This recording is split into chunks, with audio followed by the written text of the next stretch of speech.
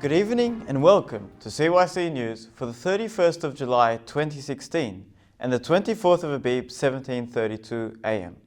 I'm Andrew Nada, and in today's headlines, the details for the military coup in Turkey are revealed. Donald Trump says his Russia hacking comments were sarcastic. Syria and Russia to open aid and exit corridors in besieged Aleppo. Former Israeli Prime Minister says the current government has a hidden one-state agenda. Suicide bombings killed dozens in Syria.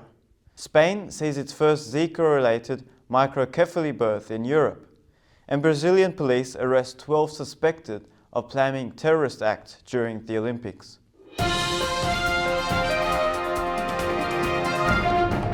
Briefly to Christian news. On Sunday, July 24, 2016, His Holiness Pope Tawadros II received Hisham al-Nakib, the Egyptian Assistant of Foreign Minister for Global Consular Affairs and Community, in the papal headquarters at St. Mark's Cathedral, Cairo. His Holiness also received Amr Abbas, the Egyptian Ambassador of Uruguay.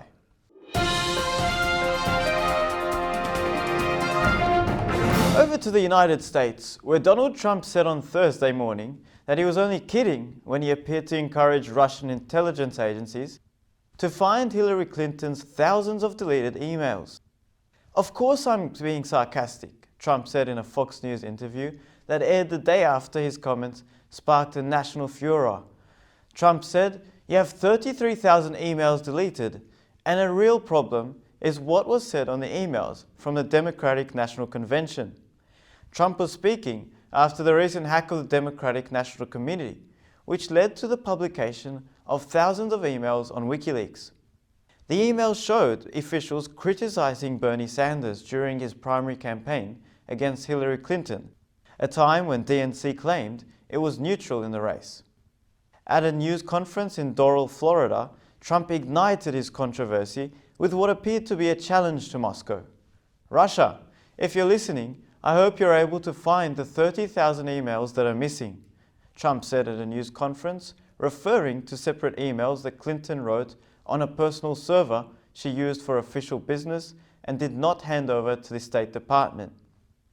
A US official said there was little doubt Russia was behind the DNC hack, prompting some of the Democrats to allege that Moscow is trying to tilt the election in Trump's favor.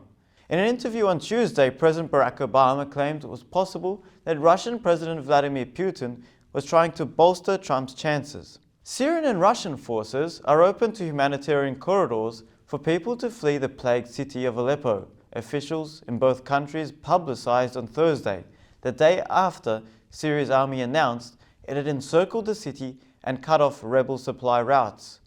Russia's Ministry of Defense said in a large-scale humanitarian operation, 3 relief corridors would be set up to distribute food and medical aid to civilians. They would provide them and rebels who chose to surrender the opportunity to leave the city.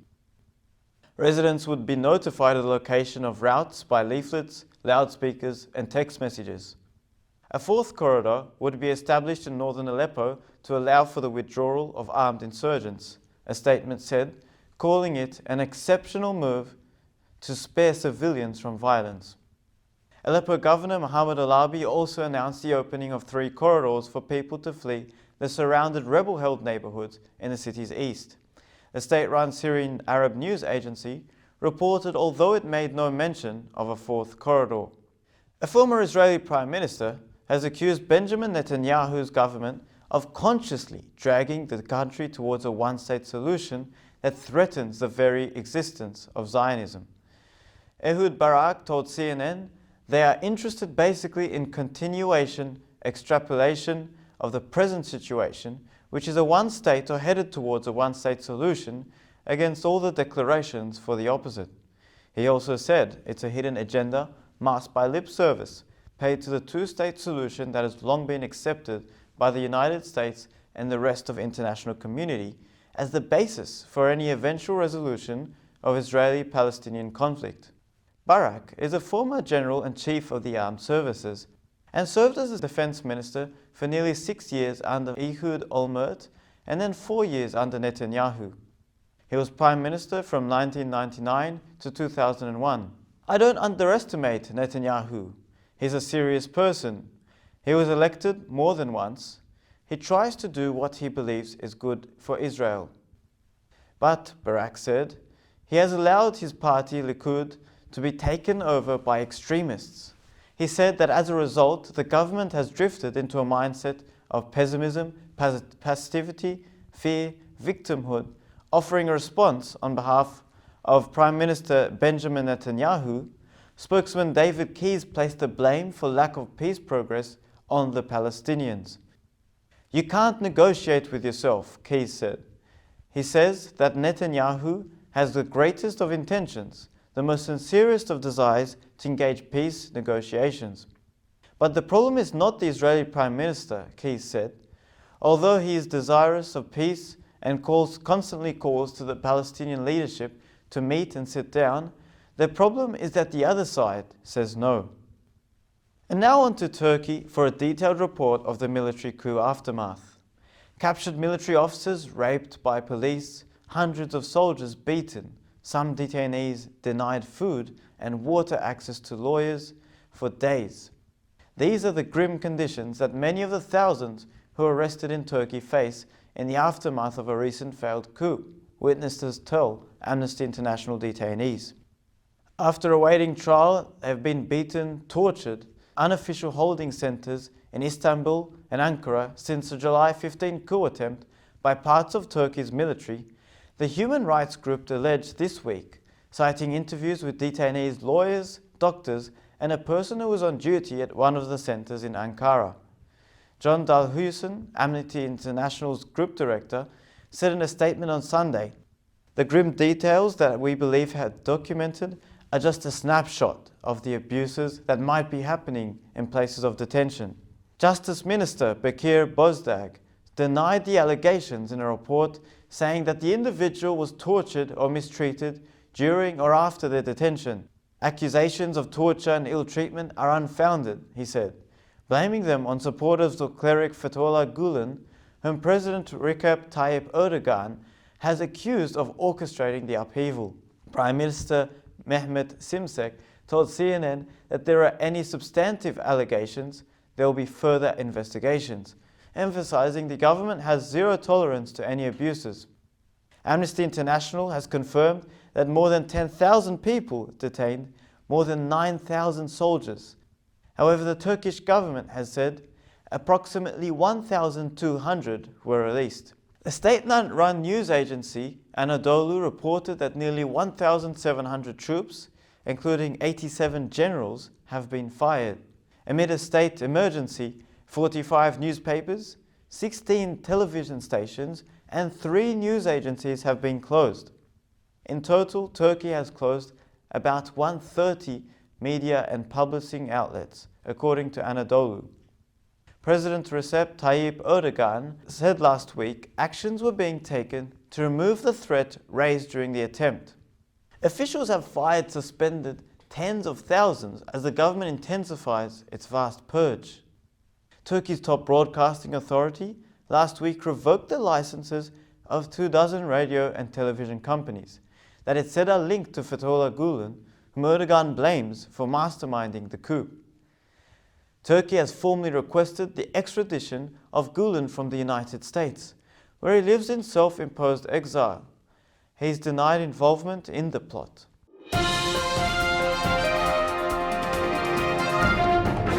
In other news, officials have confirmed the home flight simulator belonging to the pilot of Malaysia Airlines Flight 370 had a route plotted into and ended in the Indian Ocean. Joint Agency Coordination Center spokesman Scott Mashford confirmed to CNN in an email the MH370's captain's flight simulator showed someone had plotted a course to the southern Indian Ocean. He did not elaborate on who may have plotted the route. The confirmation corroborates earlier reports that a device had programmed in it a route similar to the one which investigators believe the doomed flight took on its final voyage. Captain Zahari Ahmed Shah, the chief pilot on the plane that disappeared without a trace in March 2014, had been a pilot with Malaysia Airlines since 1981 and had flown 777s for more than 15 years. It was exceptionally experienced, a trained captain who was paired with 27-year-old First Officer Farik Abhamed. The attack by two knife-wielding assailants on a church outside Rouen on Tuesday saw attackers kill an elderly priest by slitting his throat and gravely wounding a hostage. The attack appears to have been quite deliberately targeted at the Catholic Church. Catholicism is deeply entwined with the national fabric of France, and the attack has already led to outrage across the country. So why pursue such a provocative target? To trigger a backlash against Muslims in France and drive the country's Muslims into the recruiting arms of the Islamic State. A nun who managed to escape told CNN the attackers filmed the atrocity. According to French President François Hollande, the attackers claimed they were acting on behalf of ISIS, something the group also claimed via an affiliated news agency.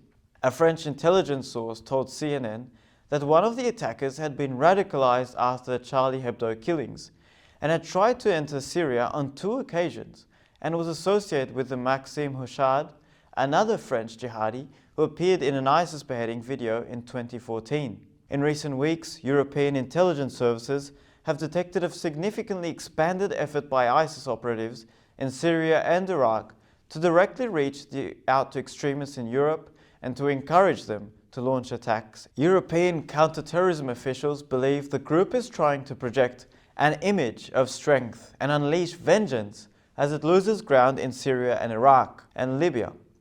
This month has already seen ISIS supporters in Europe launch 2 attacks in Bavaria and a deadly truck rampage in Nice. According to the UK-based Syrian Observatory for Human Rights, a suicide bombing has killed 48 people on Wednesday in northern Syria, among them women and children. A truck bomb exploded near buildings belonging to Kurdish security agency and other governmental departments in the city of Komashi near the border near Turkey. The observatory said that a further 140 people were injured. ISIS claimed responsibility and said one of its members drove a truck rigged with explosives to reach the Kurdish administrative complex where defense interior and military recruiting departments operated.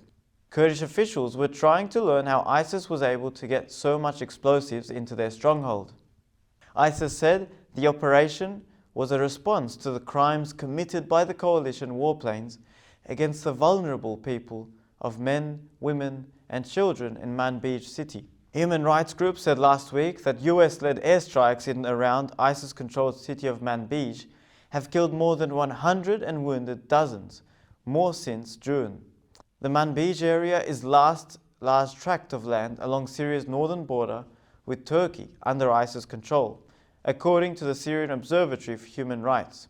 Video from Kamishli showed residents digging through rubble searching for survivors and women wailing from apartments with the blasts blown off front walls. The city is under joint control of Syrian-based Kurdish rebels and the Syrian regime.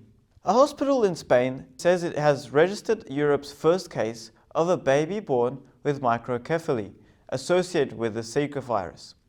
Vall d'Hebron Hospital in Barcelona said the baby's mother contracted the virus after a trip to Latin America. The country's Ministry of Health said the baby is believed to be the only recorded case of Zika-related microcephaly in Europe. Spain has 190 known Zika cases to date. 189 contracted aboard, while 1 case was sexually transmitted. Not every baby born into a Zika-infected mother suffers from microcephaly or other birth defects. Spanish Secretary of Public Health Juan Ruiz said 5 other women had the virus and had given birth to seemingly healthy babies in recent months. And finally, Brazilian police have arrested 12 people suspected of planning terrorist attacks during next month's Rio Olympics, authorities said. Justice Minister Alexandre de Moraes said that the group was inspired by ISIS and mostly organized online. He said no specific targets were mentioned, but the Justice Minister is still investigating the suspects, computers and cell phones to learn more about the possible plans. De Moraes said suspects were all Brazilian nationals and that one minor had mentioned in conversations. De Moraes said the group was not an organized cell, calling it absolutely amateur with no preparation. The group essentially said, "Let's start training in martial arts, let's start learning how to shoot," the Justice Minister said. He noted the group tried to buy a gun online, which no organized cell would do. Raffaello Puntucci, Director of International Security Studies at Royal United Services Institute, said that there doesn't appear to be evidence of a sophisticated plot. And that's all for CYC News. A reminder that you can watch this news bulletin again throughout the week on YouTube. I'm Andrew Nada, and from CYC News Studios in Sydney, Australia, have a good night.